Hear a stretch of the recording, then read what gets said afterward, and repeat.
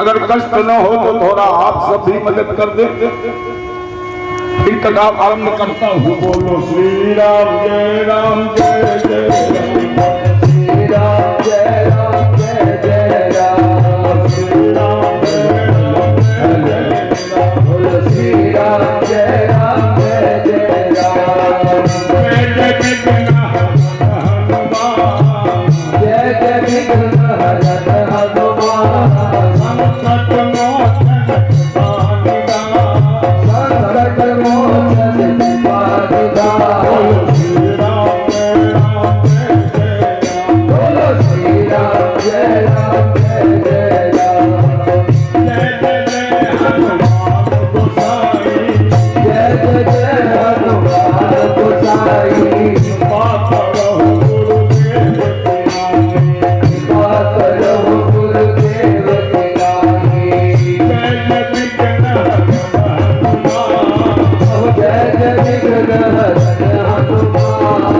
संकट मोचन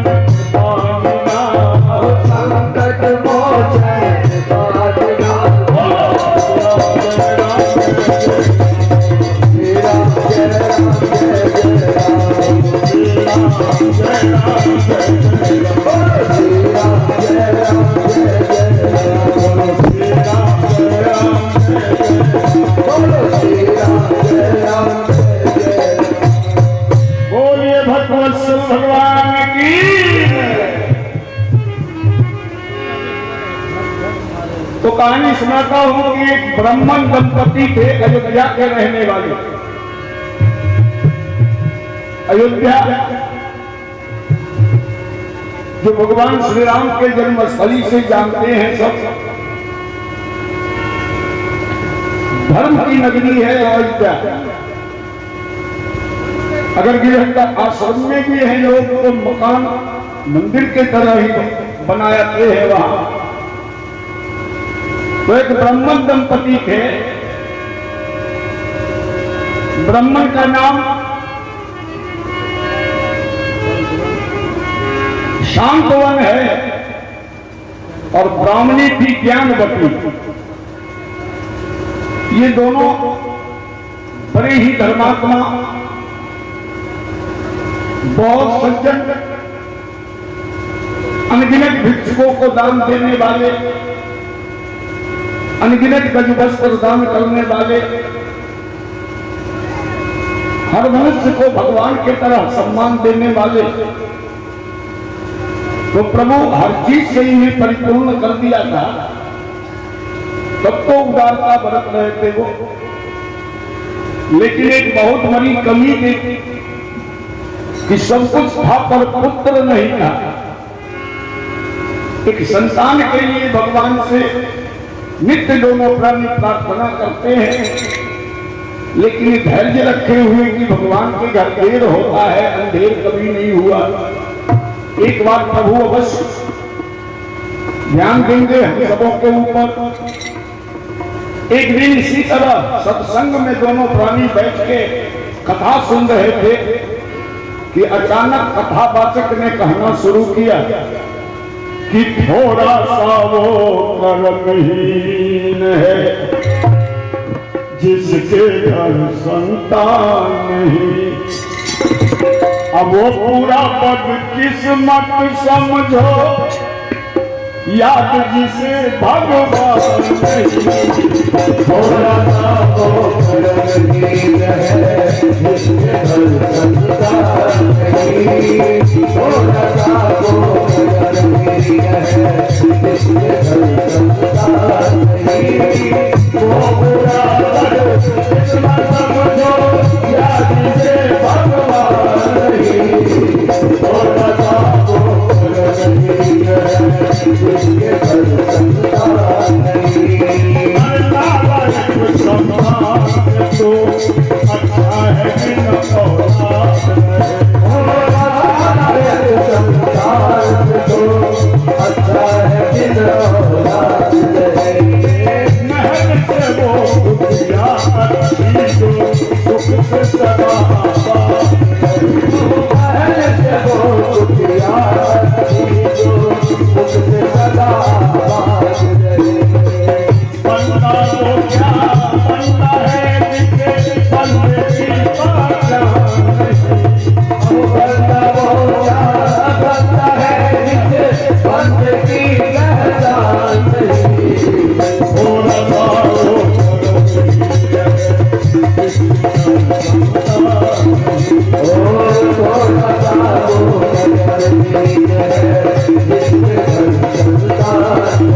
ओ पुराण किस्मत समझो यार जिसे भगवान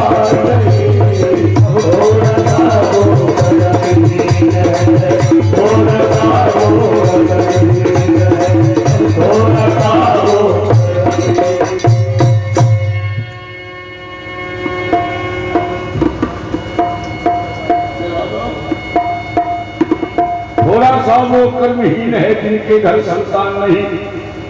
अब तो दोनों प्राणी के हृदय में बहुत बेचैनी छा गया। वापस घर आते ही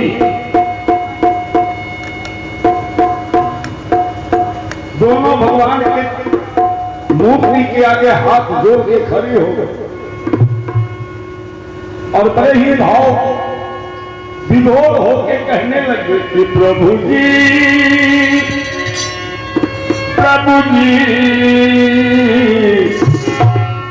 दे दो एक संतान,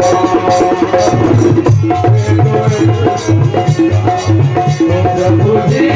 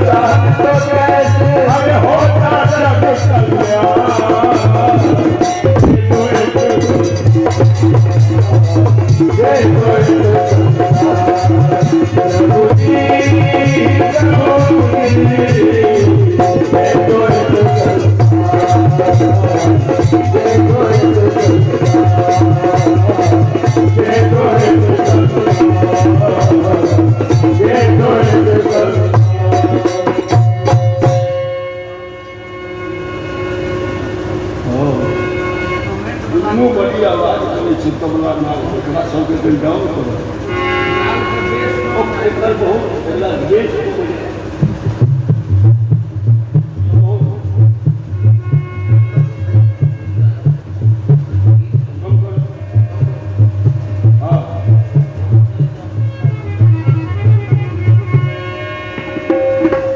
प्रार्थना करते कुछ दिन बीता।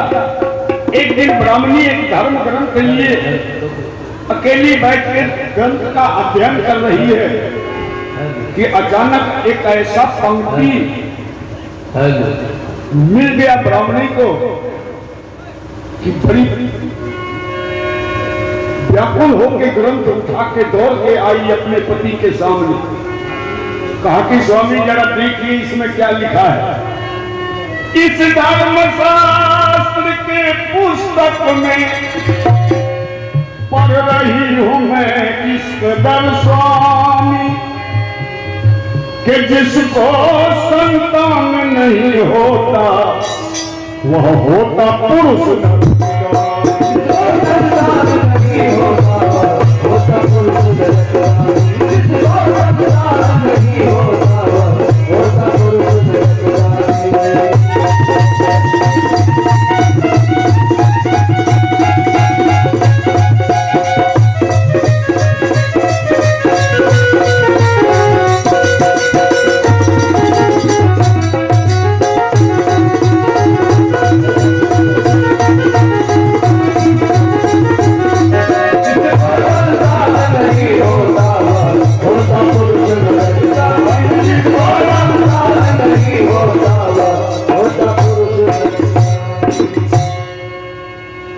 होता पुरुष नरकगामी।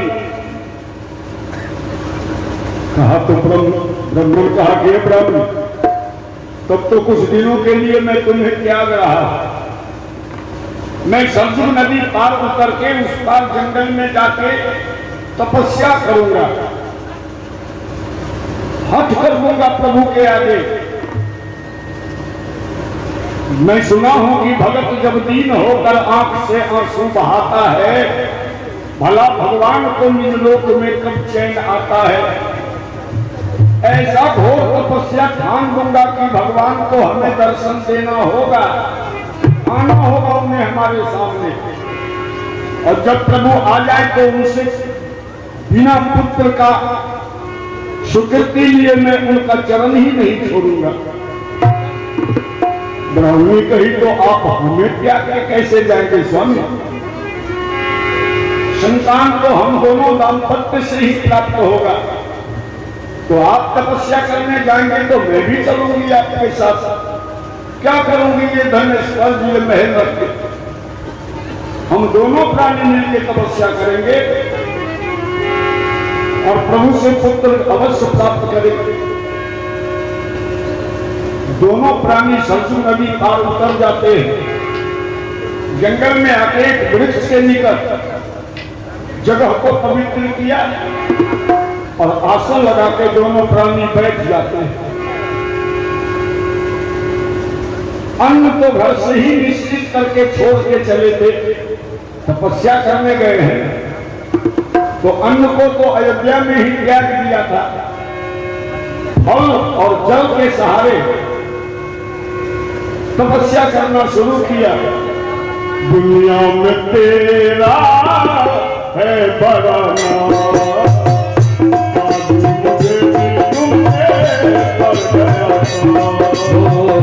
दुनिया में तेरा है बड़ा नाम, आज मुझे भी उनसे कर गया।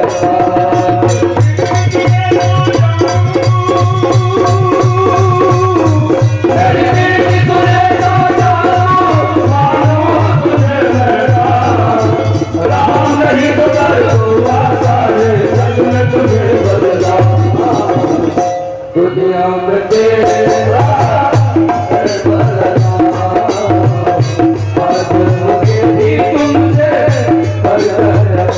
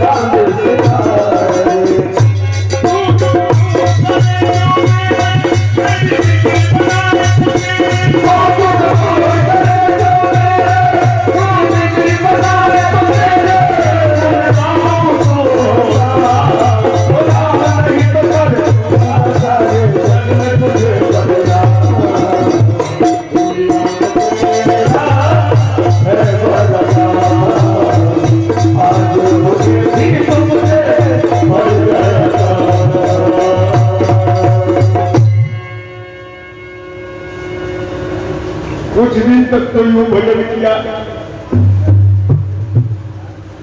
प्रभु का आगमन नहीं हुआ। कहा कि प्रभु अब फल और जल भी छोड़ दो, त्याग दो इसे। श्वास को ऊपर ब्रह्मांड पर चढ़ा के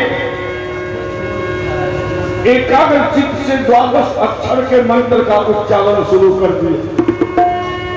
हरि ओम नमो भगवते वासुदेवाय, हरि ओम नमो भगवते वासुदेवाय, हरि ओम नमो भगवते वासुदेवाय, हरि ओम नमो भगवते वासुदेवाय, हरि ओम नमो भगवते वासुदेवाय, हरि ओम नमो भगवते वासुदेवाय, हरि ओम नमो भगवते वासुदेवाय, हरि ओम नमो भगवते वासुदेवाय।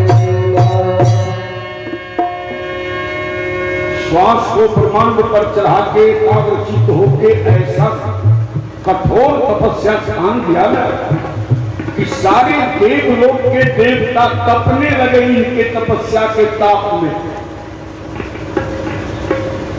सारे देवता पहुंच गए भगवान। प्रभु उस ब्राह्मण दंपति को दर्शन क्यों नहीं दे देते हैं आप?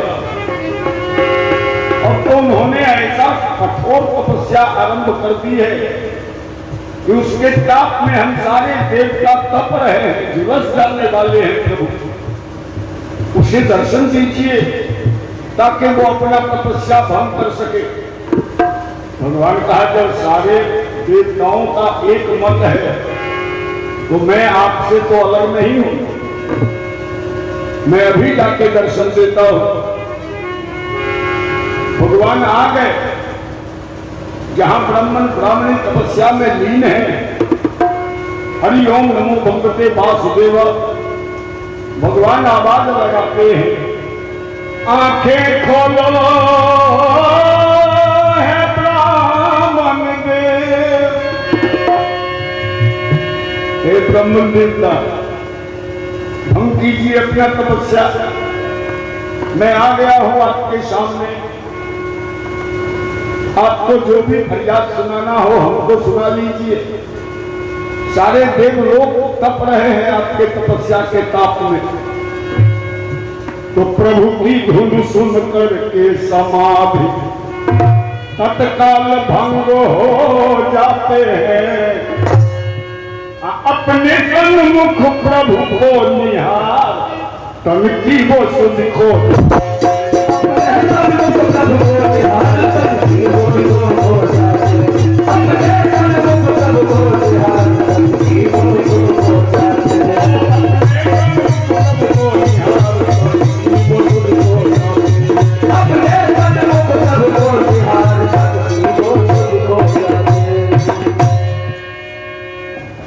दोनों प्राणी दोनों हाथ जोड़ दिया। कहा कि प्रभु एक ही हौसला है मेरे मन में, एक ही बात के लिए हम दोनों अपने शरीर को तपाए हैं कि प्रभु करके कृपा दो पुत्र एक संतान चाहिए प्रभु, एक पुत्र दे दीजिए। अब भगवान तो बड़े धर्म संकट में पड़ गए उस समय। अति खामोश होके जमीन निहारना शुरू कर दिया। हाँ, और ना कोई भी उत्तर प्रभु नहीं दिए, खामोश होके जमीन निहारने लगे। ब्राह्मण कहा हे प्रभु आप एक मस्त क्यों नहीं कह दिया? आप इस तरह खामोश क्यों हो गए मालिक? भगवान कहा कि ब्राह्मण तू बड़े धर्म संकट में डाल दिए हमें। तू ऐसा वस्तु मांग लिया है जो मैं तुम्हें दे भी सकता हूं और नहीं भी दे सकता हूं। कहा जब इसी के लिए हम तपस्या किए हैं और पुत्र मांग रहे हैं तो फिर नहीं करने की क्या जरूरत है? भगवान कहा अगर कारण जानना चाहते हो तो 2 मिनट शांति से हमारी बात सुनो। ब्राह्मण, मैं तुम्हारे पूर्व जन्म की कहानी कहते सुनाता हूं। पिछले जन्म में तुम राजा था और यही ब्राह्मणी तुम्हारी रानी थी। इस जन्म में ब्राह्मण और ब्राह्मणी हो, पिछले जन्म में राजा रानी तुम ही दाम्पत्य जीवन थे। बड़े आनंद से राजकाज चला रहे थे। तेरा प्रजा भी तुमसे बहुत प्रसन्न रहा करते थे। कभी किसी ने कोई शिकायत नहीं किया। यशस्वी राजा थे तुम। लेकिन एक दिन तुम शिकार खेलने जंगल चल दिया। ये ब्राह्मणी जो है ना, रानी थी उस समय, अकेली महल में है। अचानक एक विषैला सर्प नजर आ गया महल के अंदर। ब्राह्मणी तो घबरा गई, बड़े जोरों से शोर मचाने लगी। तो मंत्री, खजांची, दरबारी, कर्मचारी सब दौड़ के आए। क्या हुआ राजमाता? कहा, एक बड़ा विषैला सर्प प्रवेश कर गया है महल में, ढूंढो उसे। लेकिन ब्राह्मण, वो सर्प नहीं था, होनी था वो। होनी तो होकर रहे, अनहोनी न हो। लाख ढूंढने से किसी को वो सर्प नहीं मिला। दिन भर सब परेशान रहे। शाम को जब तुम शिकार से वापस लौटे, डरी सहमी सी ये तुम्हारी ब्राह्मणी दौड़ के आई। स्वामी, बड़ा विषैला सर्प प्रवेश कर गया है महल में, बड़े मुश्किल से समय व्यतीत की हूं। लाख ढूंढने पे किसी को मिला नहीं, लेकिन सर्प है महल के अंदर ही। मैं ध्यान दे रखी हूं, वो बाहर निकला नहीं है। शाम हो गया था, अंधेरा होने लगा था। कहा कि तू ब्राह्मण राजा था ना, एक कपड़े का मसाल जला के अपने हाथ में लिया और एक हाथ में तलवार लिया, सर्प को ढूंढना शुरू किया। तो कहा ना, वो होनी है, तुम्हें भी दिखलाई दे दिया, सर्प मिल गया तुम्हें।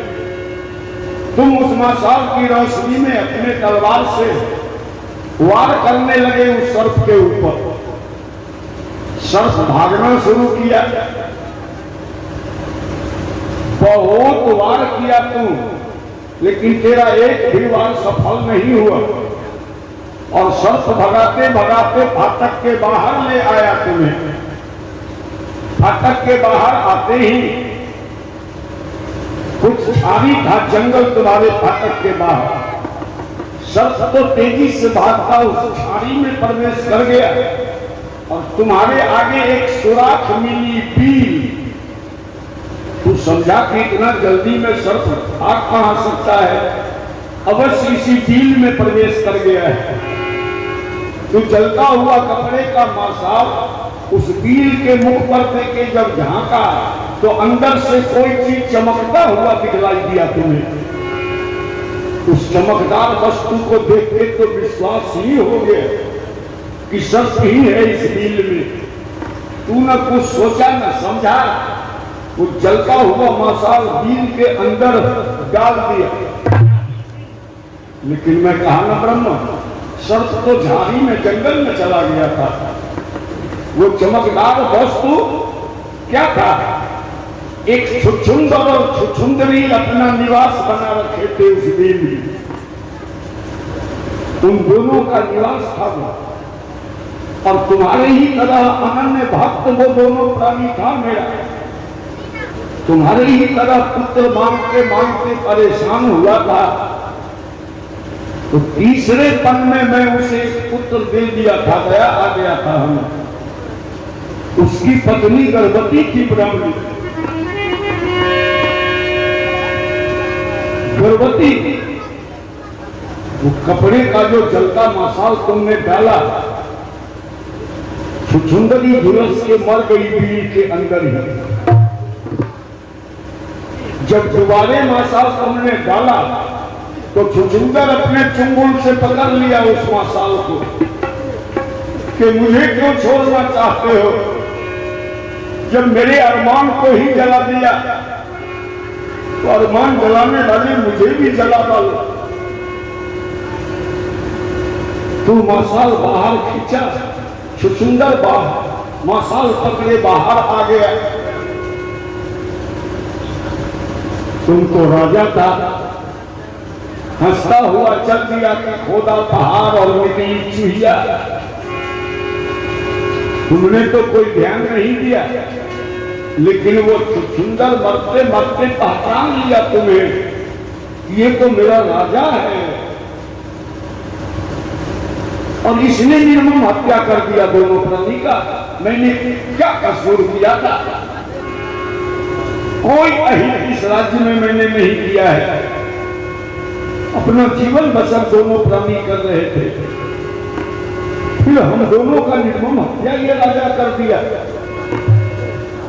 क्रोध में आके वो सुंदर तुम्हें श्राप दे दिया, ब्रह्मा श्राप दे दिया कि हत्यारा राजा सुन, यह हत्या का फल पाएगा,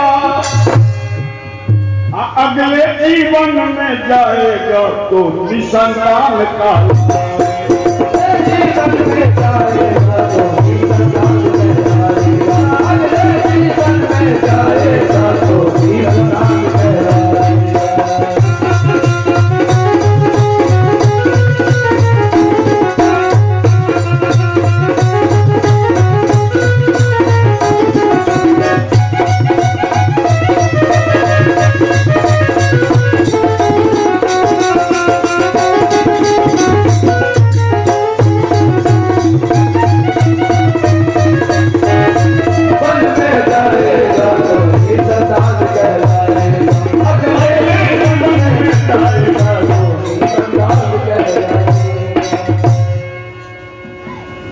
सुंदर कह दिया तुम्हें भी अगले जीवन में जाएगा तो निसंतान कहलाएगा। अगर इतना ही कह के वो सुंदर मर जाता ना, तो अभी तुम हमसे पुत्र मांगते रह जाते और मैं तुम्हें देता रह जाता। मैं तो भक्त के बस में रहता हूं, ब्राह्मण भक्त के बस में है भगवान। लेकिन धान मेरा भक्त था, वो अंतिम सांस लेते लेते एक रास्ता खोल दिया तुम्हारे लिए, इसीलिए हाँ और ना दोनों बात बोल रहा हूं।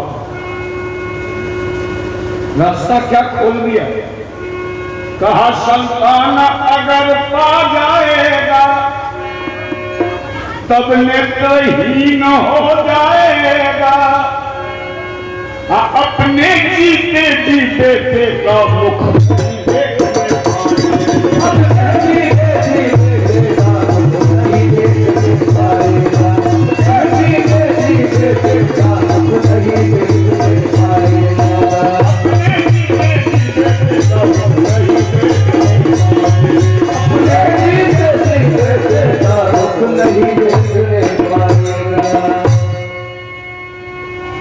अपने जीते जी बेटे का मुख नहीं देखने पाएगा। बस यही एक रास्ता है, इसीलिए हाँ और ना दोनों बात बोला हूं मैं।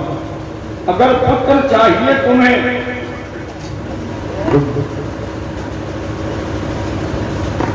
बच्चे को जन्म लेते तुम दोनों प्राणी के आंख की रोशनी समाप्त हो जाएगी, दोनों प्राणी अंधे हो जाओगे। और अगर आंख में रोशनी रखना हो तो फिर संतान का अपेक्षा नहीं करो। तो ब्राह्मण ने तो ग्रंथ में सुन लिया था कि जिसको संतान नहीं होता वह होता पुरुष नरकगामी। कहा प्रभु आपकी रोशनी ले लोगे लेकिन पुत्र तो दोगे ना आप, तो आप हमें पुत्र दीजिए। जगत की दुलारों से लालच नहीं, सिर्फ सलोना सा छोरा दुलारा मिले। और ये आंखें हमारी रहे ना रहे वो मदर आंखें हमारी रहे ना रहे वो मगर आंख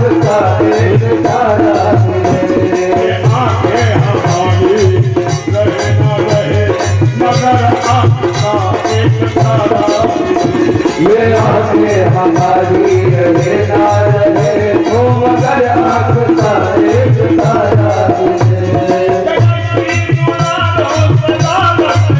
हो जगत की दुलारो से लालच नहीं चलो ना सखोना दुलारा दिले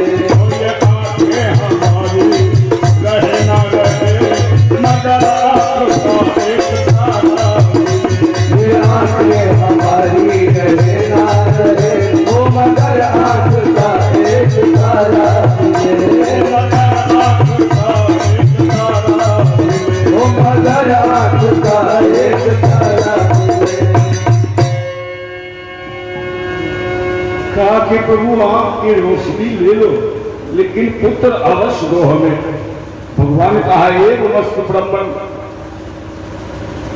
पुत्र मिल जाएगा तुम्हें। कहा के भगवान अंतर्ध्यान हुए। ये दोनों प्राणी भजन में लीन रहे। कुछ ही दिन बीता कि पास पड़ोस के कोल भी स्त्रियों के मुख से चर्चा होने लगा कि ऋषि पत्नी तो गर्भवती हो चुकी है। ऋषि पत्नी गर्भवती चर्चा होने लगा कोल भी स्त्रियों के मुख से। और ये चर्चा होते होते जिस समय ब्राह्मण के कान में आवाज पहुंचा कि मेरी ब्राह्मणी गर्भवती हो गई है, खुशी से पागल होते भगवान के मूर्ति के सामने जाके खड़े हो गए। जो तू मिल गए तो जहां मिल गया, जो तू मिल गए तो जहां मिल गया है, जो तू मिल गए तो जहां मिल गया है, जो तू मिल गए तो जहां मिल गया है। जमी तो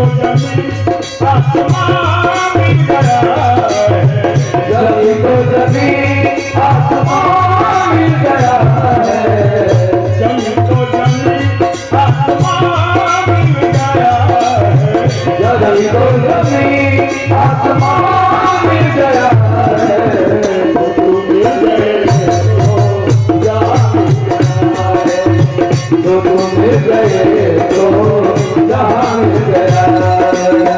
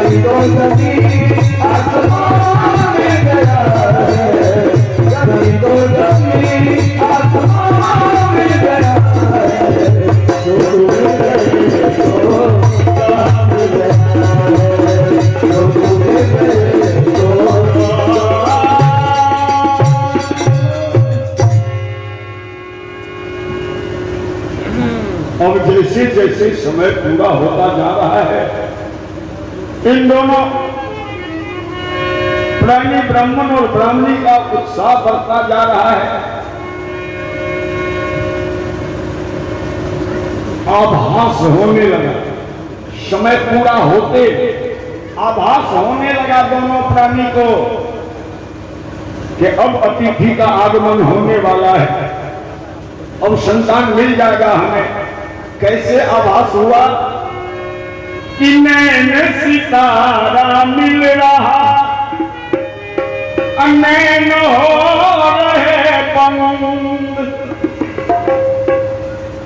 बच्चा जैसे जैसे संसार में आना चाह रहा है, जैसे समय पूरा होता जा रहा है, दोनों प्राणी के आंख की रोशनी घटना शुरू हो गया, घटने लगा रोशनी, धुंधला दिखने लगा। और अंत में वही फैसला हुआ जो प्रभु ने कह दिया था, नैन सितारा मिल गया, नैन हो गए बंद। बच्चा जमीन पर जन्म लेते पहुंचा, दोनों प्राणी के आंख की रोशनी समाप्त हो, दोनों प्राणी अंधे अंधी हो गए। लेकिन बच्चे का जो किलकारी सुना ना, कोई दुख नहीं है आंख की रोशनी जाने का। अति प्रसन्नचित है दोनों प्राणी। माता तो खुश है हाथ फेर, बच्चे को दूध पिलाने में। मैया जब अपने बच्चे को दूध पिलाती है ना, माँ का ममता सारे बदन पर हाथ फेरती है वो ब्राह्मणी। ये प्रभु कितना कोमल ये मेरा बच्चा है, छूने में इतना सुख प्राप्त हो रहा है, देखने में ये अत्यंत सुंदर होगा ना। प्रभु बड़ा पीड़ा सह के मैंने जन्म दिया है इसे, हल्का धुंधला सा भी रोशनी देके एक बार मेरे बेटे का मुख दिखला दो प्रभु। लेकिन यहां तो श्राप है कि अपने जीते जी बेटे का मुख नहीं देखने पाएगा, तब तो लाख प्रार्थना करने से रोशनी कहां मिलने वाला। फिर भी प्रसन्न है, माता तो खुश है हाथ फेर, बच्चे को दूध पिलाने में। अखे पिता खुशी बस इतने में, बच्चे को दूध पिलाने में। पिता खुशी बस इतने में, बच्चे को दूध पिलाने में। पिता खुशी बस इतने में, बच्चे को दूध पिलाने में। पिता खुशी बस इतने में, बच्चे को दूध पिलाने में। पिता खुशी बस इतने में,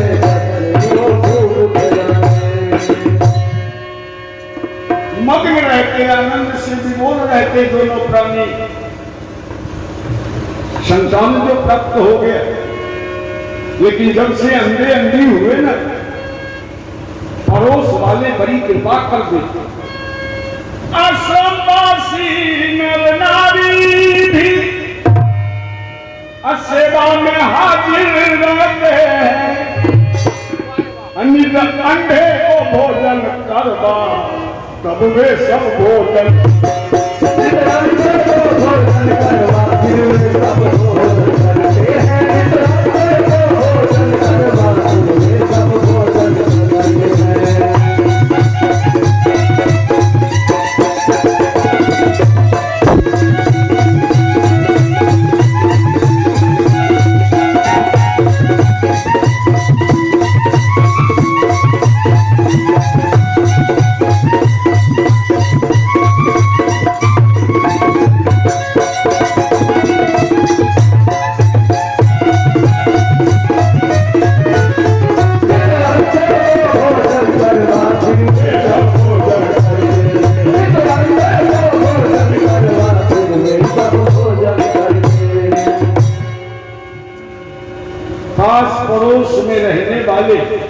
कोल भील है न सब जंगली, लेकिन बड़ी कृपा किए हुए जब तक इन दोनों प्राणी को भोजन करवा नहीं ले तब तक पड़ोस के कोई भी पड़ोसी खुद नहीं भोजन करते थे। ऐसा विलक्षण पुत्र जन्म लिया न कि इन बच्चे के प्यार के कारण सब इनके सेवा में लगे हुए हैं। कुछ महीने व्यतीत हो गए, बड़े लाड प्यार से लालन पालन बच्चे का हो रहा है। एक दिन अयोध्या के राजा दशरथ सरजू नदी पार उतर के आए जंगल में कि चल के कुछ ऋषि मुनि का दर्शन प्राप्त करो। ऋषियों का आशीर्वाद प्राप्त करना अत्यंत आवश्यक होता है।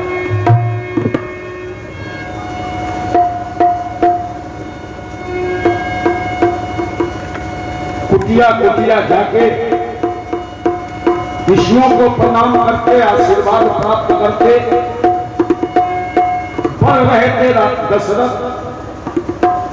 जब ब्राह्मण के कुटिया से निकल रहे थे, अचानक वो बच्चा अंदर में रोना शुरू कर दिया। अब उसके रोने में इतना आकर्षण है कि दशरथ राज का पांव ही रुक गया, आगे नहीं बढ़ सके। वो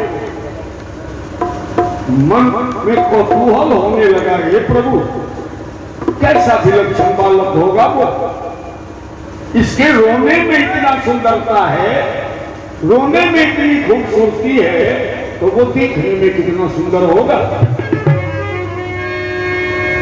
लौट के ब्राह्मण के कुटिया में आ गए। दशरथ राज कहा कि ये बाबा, ये अंदर जो ऋषि कुमार रो रहे हैं, मैं उनका दर्शन करना चाहता हूं। क्या एक बार हमें उस ऋषि कुमार का दर्शन प्राप्त हो सकता है? ब्राह्मण को अत्यंत प्रसन्न होने लगे। धीरे से ब्राह्मण के कान में कहते कि हे ब्राह्मणी, ये आवाज पहचान रही है तू? ये राजा दशरथ का आवाज है ब्राह्मणी। भगवान कितनी बड़ी कृपा की हम सबों पर। आंख की रोशनी ले लेने के बाद पुत्र दिया, लेकिन पुत्र दिया भी तो ऐसा कि आज अयोध्या का राजा दशरथ लालायित है, तरस रहा है मेरे पुत्र को देखने के लिए। किसी कोल भील को आदेश दिया, बच्चे को लाके दे दिया दशरथ राज के गोद में। अब दशरथ राज जो गोद में बच्चे को लिया, कुछ देर के लिए भूल गए ना अपने आप को, मैं कौन हूं, कहां आया हूं, क्या करना है, हो गए उस स्वरूप में। इतना सुंदर वो बालक था। कुछ पल निहारते रहे, फिर पूछा कि बाबा, क्या मैं इस ऋषि कुमार का नाम जान सकता हूं? क्या नाम रखा है इनका? ब्राह्मण कहा कि अभी नामाकरण संस्कार नहीं हुआ है। इतना सुंदर बालक और नामाकरण नहीं, ये क्या किया आप सबों ने? तो मैं अपने नेतृत्व में इसी समय आज ही इनका नामाकरण करवाऊंगा। कोल भीलों को भेज के पड़ोस में जितने भी ऋषि महात्मा थे, योग्य महात्मा, सबको बुला एकत्रित किया इस ब्राह्मण के आश्रम में। कहा कि हमें इस ऋषि कुमार का नामाकरण करना है। मैं अयोध्या का राजा दशरथ अपने नेतृत्व में नामाकरण कराना चाहता हूं। सारे अपना अपना ग्रंथ उलटना शुरू किया। कुछ देर तक तो अनेक मत बना रहा, ये नाम रखना चाहिए, ये ठीक नहीं है, ये नाम रखो, ये ठीक नहीं है। अनेक मत होता रहा। एक नाम पे सबका मोहर लगा, सब एक मत हो गए। क्या नाम रखा है? लगन मुहूर्त योग पर करते हुए विचार, ऋषियों ने शुभ नाम भी रखा श्रवण कुमार। भाई, इस बच्चे का नाम श्रवण होना चाहिए। इससे सुंदर नाम और किसी धर्म ग्रंथ में नहीं मिल रहा हम सबको। करूं मैं श्रवण करी तो गुणगान, करो मैं श्रवण करी गुणगान, करूं मैं श्रवण करी तो गुणगान, करो मैं श्रवण करी गुणगान। माता पिता का सेवा करके, माता पिता का सेवा करके, माता पिता का सेवा करके जग में हुआ महान। करो मैं श्रवण करी गुणगान, करो मैं श्रवण करी गुणगान, करो मैं श्रवण करी गुणगान। श्रवण नाम पड़ गया। बड़े प्यार से लालन पालन होते जब तीसरे वर्ष में आए श्रवण, उसी समय से दुखी हो गए कि प्रभु कहां जन्म दे दिया है हमें। मेरे माता पिता दोनों के दोनों ही अंधे हैं, दोनों में कोई मुख नहीं देख सकती कि मैं खूबसूरत हूं या बदसूरत हूं। उसी समय से अत्यंत माता पिता के सेवा में लग जाते हैं श्रवण। सर्वदा ताक में रहते कि कोई ऐसा शब्द माता पिता के मुख से न निकले जिसमें विलंब हो तो इन्हें दुख हो जाए। हर सेवा करना शुरू कर दिया। और इतना ही नहीं, सेवा करके जो कुछ समय बच जाए तो एक चौराहा है जंगल में आने जाने का, वहां जाके राहगीरों से प्रार्थना करते श्रवण, बाबा माता पिता भैया, मेरे माता पिता अंधे हैं, क्या उन दोनों के आंख में रोशनी लाने का कोई दवा नहीं मिल सकता है? अगर कुछ उपचार हो तो हमें बताओ भाई। कुछ तो सुनते पढ़ते चले जाते, कुछ मेरे तरह नास्तिक होते वो दुत्कार देते हैं। कैसा पागल है तू? भगवान ही जिसको आंख नहीं दिया है तो उसके आंख में रोशनी का क्या इलाज कर सकता है तू? पागल के तरह यूं क्यों बक रहा है?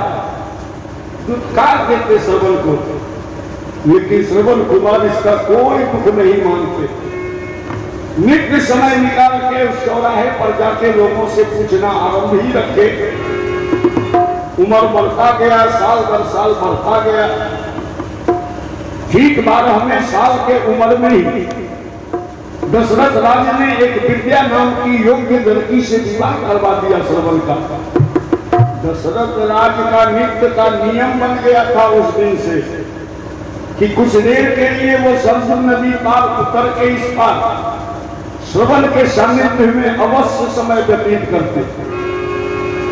नित्य मिलना आरंभ कर दिया था। अब श्रवण के जो कष्ट को देखा, इसीलिए 12वें साल में ही विद्या नाम की योग्य लड़की से विवाह करवा दिया कि दाम्पत्य जीवन में आने से कुछ दुख दूर हो सके इसका। लेकिन जो सच्चे राह का पथिक होता है वो भटकाने से भटक सकता है क्या? फर्क इतना हुआ कि अकेले सेवक थे, अब 2 हो गए। दोनों मिलकर माता पिता का सेवा करते हैं। तो 4 साल इस तरह भी बीता। जब 16वें साल में आए थे श्रवण, तो एक दिन इसी चौराहे पर लोगों से पूछ रहे थे, तो एक दूसरे ऋषि के पुत्र बड़े घनिष्ठ मित्र थे श्रवण के। गारी दोस्ती थी दोनों में, लेकिन कभी दोस्त को अपना दुखड़ा सुनाया नहीं था श्रवण कि मैं अपना कष्ट अपने मित्र पर क्यों सौंप दूं। लेकिन आज वो सुन लिया मित्र ने कि श्रवण लोगों से पूछ रहा है कि मेरे माता पिता के आंख में रोशनी लाने का कोई उपचार हो, कोई दवा हो तो हमें बताइए। वो प्रकट हो गया और कहा कि हे मित्र, क्या तुम्हें हम पे भरोसा नहीं है? दोस्ती पक्की नहीं लगी क्या तुम्हें? जब तुम इतना व्यग्र हो, इतना कष्ट में हो माता पिता के आंख की रोशनी के लिए, तो ये बात हमें क्यों नहीं बताया श्रवण? मैं तेरा सच्चा मित्र हूं।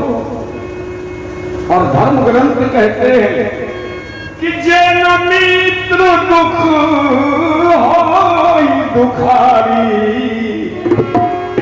नहीं विरोगत पातक भार। मैं तुम्हें रास्ता बतलाता हूं। इसी जंगल में यहां से कुछ दूरी पर एक आश्रम है चमन ऋषि का। चमन ऋषि नाम के बड़े योग्य ऋषि हैं। उनके यहां जो भी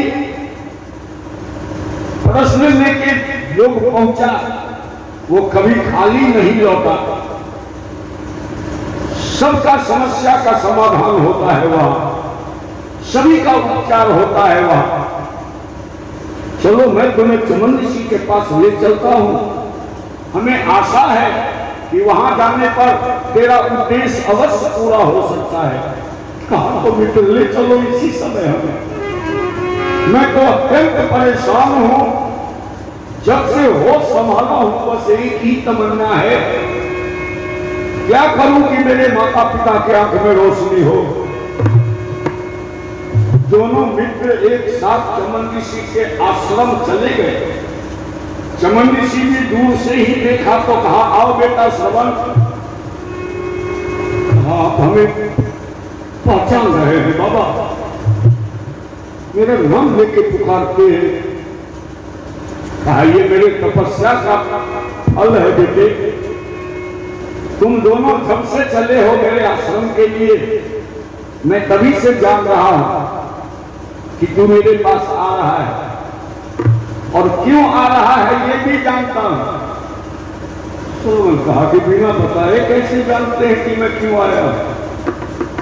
कहा न बेटे, बहुत दिनों तक शरीर को तपाया हो तपस्या करने में, प्रभु की कृपा प्राप्त है हमें। मैं जान रहा हूं कि तेरे माता पिता अंधे हैं। उन दोनों के आंख में रोशनी लाने के लिए दवा पूछने आए हो हमसे। दवा से हो या दुआ से हो, यही प्रश्न है तुम्हारा। चरण में लिपट गए श्रवण कुमार। हे बाबा, आप तो सचमुच अंतर्यामी हैं, सचमुच सब कुछ जानते हैं आप। तो अब हमें दवा बता दीजिए बाबा। मैं समझ गया हूं कि जब बिना बताए हर बात जान गए आप, तो दवा भी आप अवश्य जानते हो। और जब तक दवा नहीं बताते न, तो अब डर पे तुम्हारे ही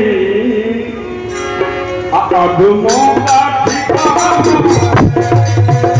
अब डर पे तुम्हारे ही अधमों का ठिकाना है।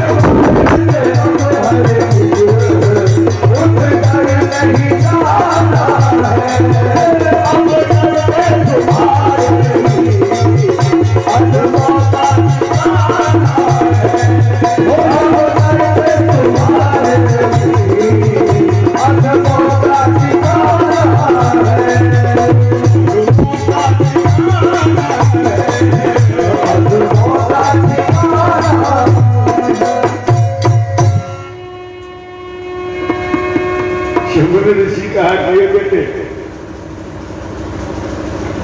दवा तो कुछ नहीं है, लेकिन पहले एक बात बता, तेरे माता पिता अंधे कैसे हुए ये जानते हो तुम? श्रवण कुमार चौंके, हे बाबा क्या पहले देख सकते थे मेरे माता पिता? सारी बात चमन ऋषि ने बता दिया श्रवण को। अच्छे खासे इंसान थे तुम्हारे माता पिता दोनों, लेकिन एक पुत्र मांगते मांगते अपना घर द्वार धन ऐश्वर्य सभी त्याग के इस जंगल में आके तपस्या किया। भगवान दर्शन दिए तो भगवान ने बताया कि एक छुछुंदर के श्राप के मारे पुत्र प्राप्त नहीं होता, लेकिन वो छुछुंदर एक रास्ता खोल गया था कि संतान अगर पा जाएगा तो नेत्रहीन हो जाएगा। दोनों प्राणी अपने आंख की रोशनी देके ही तुम्हें प्राप्त किया है, तुम उन दोनों के आंख की रोशनी हो श्रवण, तो फिर तुम इतना परेशान क्यों हो? श्रवण कहा कि बाबा अभी तक तो मैं पुत्र होने का अपना कर्तव्य समझ रहा था, लेकिन आपने तो अब कर्ज का बोझ ज्यादा वजनदार कर दिया मेरे माथे पर। अब तो ये महाऋण हो गया हमारे लिए, जब मेरे ही कारण रोशनी कमाए हैं तो मेरा परम कर्तव्य होता है ये जीवन दे के भी उनके आंख का रोशनी वापस लाने का प्रयत्न करूं मैं। कहा तो सुनो बेटे, जो न करे लकीर सो करे फकीर। दवा तो इसका कुछ नहीं है, लेकिन अगर तुमने परिश्रम किया और मेरे कहने के अनुकूल कर्तव्य करके दिखला दिया, संभव है कि तेरे माता पिता की आंख में रोशनी वापस हो जाए। क्या करना होगा बाबा बताइए ना हमें, मैं अपना जीवन तक अर्पण कर रखा हूं। कहा नहीं बेटे जीवन नहीं देना है, तू फिर कैसे सुख पाओगे माता पिता के आंख में रोशनी का? क्या करना होगा बाबा? कहा गरुण अंधों को नियम सहित तीर्थाटन करा दिया जावे, प्रत्येक तीर्थ का जल लेके आंखों में लगा दिया जावे। कहा एक कांवर बना लो बेटा, और उस कांवर पर माता पिता को बैठा के तीर्थ भ्रमण करा, और रास्ते में जहां भी धर्म स्थान मिले हर जगह का जल लेने के माता पिता के आंख में लगाते चलना। चारों धाम का यात्रा करके जब वापस लौटोगे तो उस बार अयोध्या जाके सरजू नदी में स्नान कराना अपने माता पिता को, क्योंकि तेरा मातृभूमि तो वही है। जब सरजू नदी में डुबकी लगा के बाहर निकलेंगे तो दोनों के आंख में रोशनी होगी, लेकिन मेरे कहने के अनुसार नियम करना होगा। गरुण अंधों को नियम सहित तीर्थाटन करा दिया जावे, प्रत्येक तीर्थ का जल लेकर आंखों में लगा दिया जावे। आशा है तुम सफलता की, तुम सब क्षेत्रों का भ्रमण करो, और अगर सच्ची लगन हृदय में है तो ये प्रयास है सफल करो। सच्ची लगन हृदय में है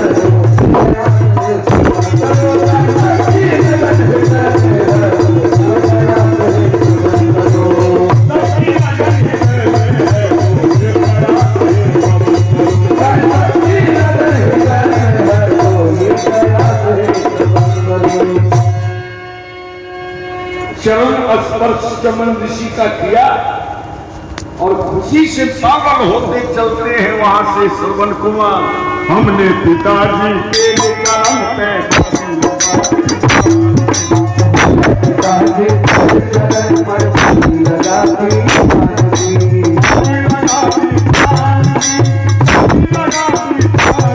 हो बाजी लगाती बाजी लगाती